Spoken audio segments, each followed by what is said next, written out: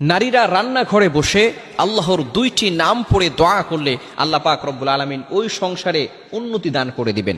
প্রত্যেকটা মা বোন চায় তাদের সংসার যাতে করে উন্নতি হয়, ঠিক কি না?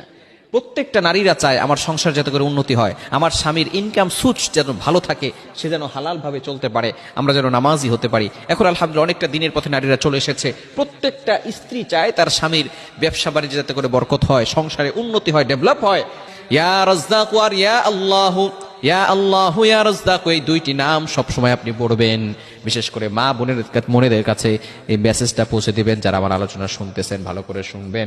আপনি রান্না বান্না করতেছেন, ঘরের কাজ করতেছেন, করেন, তবে অবশ্যই আল্লাহ তাআলার দুইটি নাম পড়বেন, ইয়া আল্লাহ ইয়া রাজ্জাক, ইয়া আল্লাহ ইয়া রাজ্জাক। এই নাম যদি যত বেশি পড়বেন তত বেশি ঘরের ভিতরে রিজিকের ব্যবস্থা করে দিবেন। এজন্য অবশ্যই আমরা বেশি বেশি পড়তে পারবো তো ইনশাআল্লাহ। আল্লাহ তাআলা আমাদের সকলকে বুঝার তৌফিক দান করেন।